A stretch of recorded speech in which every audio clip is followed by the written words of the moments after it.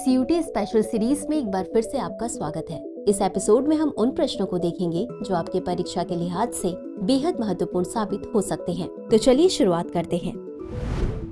भारतीय संविधान के किस संशोधन ने संपत्ति के अधिकार को मौलिक अधिकारों की सूची से हटा दिया? ए 41वें, बी 42वें, सी 43वें, डी 44वें।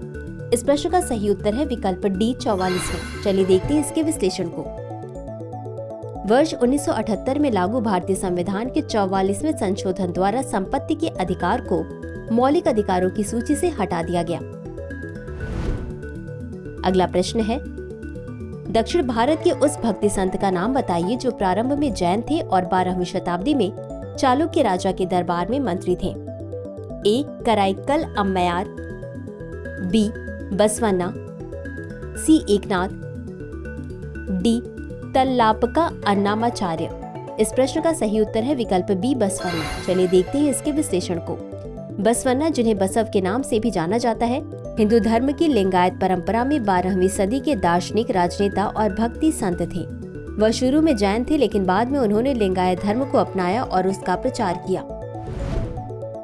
अगला प्रश्न है, फर्ग्यूसन कॉलेज की स्थापना से कौन जुड़ा है?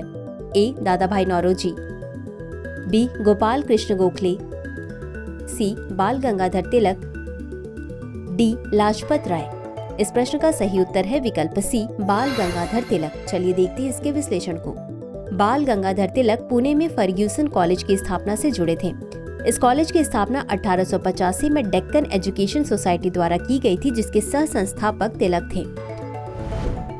अगला प्रश्न है, भारत में शिक्षित युवाओं में रोजगार योग्य कौशल की कमी के कारण किस प्रकार की बेरोजगारी पैदा होती है? ए संरचनात्मक बेरोजगारी, बी चक्रीय बेरोजगारी, सी शिक्षित बेरोजगारी, डी तकनीकी बेरोजगारी। इस प्रश्न का सही उत्तर है विकल्प सी शिक्षित बेरोजगारी। चलिए देखते हैं इसके विश्लेषण को। शिक्षित बेरोजगारी से तात्पर्य उस स्थिति से है जहां शिक्षित व्यक्ति रोजगार योग्य कौशल की कमी के कारण रोजगार पाने में असमर्थ होते हैं। अगला प्रश्न है, भारत में बुनियादी ढांचे में क्रांति लाने के उद्देश्य से केंद्र सरकार द्वारा शुरू की गई परियोजना पीएम गति शक्ति को कितने इंजन द्वारा संचालित किया जाता है? ए 7, बी 2, सी 9, डी 4। इस प्रश्न का सही उत्तर है विकल्प ए 7। चलिए देखते हैं इसके विश्लेषण को। पीएम गति शक्ति 7 इंजनों द्वारा संचालित किया जाता है, जिसमें सड़क, रेलवे, हवाई अड्डे, बंदरगाह, जन परिवहन, जलमार्ग और रसद बुनियादी ढांचा शामिल है। अगला प्रश्न है, किस मौर्य स्तंभ के शीर्ष को लोकप्रिय रूप से सिंह शीर्ष के रूप में जाना जाता है? ए भाब्रू, बी बैराट, सी सांची, डी सारनाथ। इस प्रश्न का सही उत्तर है विकल्प डी सारनाथ। चलिए देखते हैं इसके विश्लेषण को। सारनाथ में पाया गया मौर्य स्तंभ शीर्ष सिंह शीर्ष के नाम से प्रसिद्ध है। इसे मूल रूप से सम्राट अशोक ने बनवाया था। यह शक्ति और साहस के प्रतीक पीठ से पीठ मिलाकर खड़े 4 शेरों के लिए प्रसिद्ध है। अगला प्रश्न है, जब जल रक्षक कोशिकाओं में प्रवाहित होता है तो क्या होता है? ए रक्षक कोशिकाएं बंद हो जाती हैं, बी रंध्र छिद्र सिकुड़ जाते हैं, सी रंध्र छिद्र खुले होते हैं, डी रंध्र छिद्र बंद हो जाते हैं।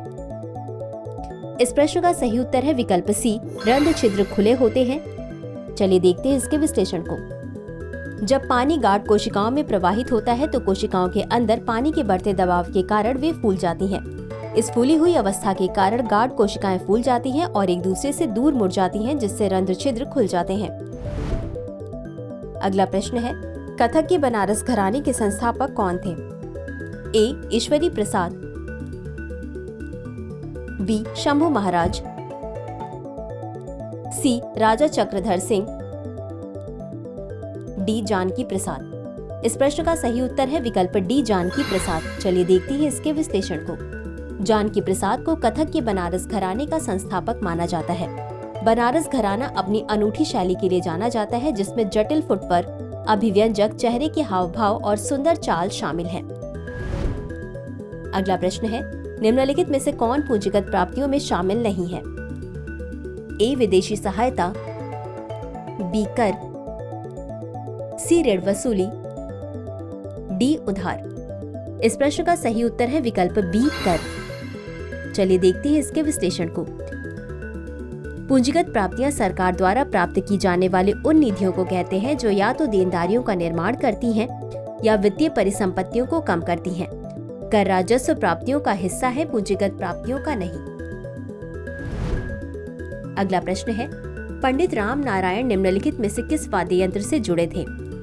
ए सारंगी, बी तबला, सी बांसुरी, डी घाटम।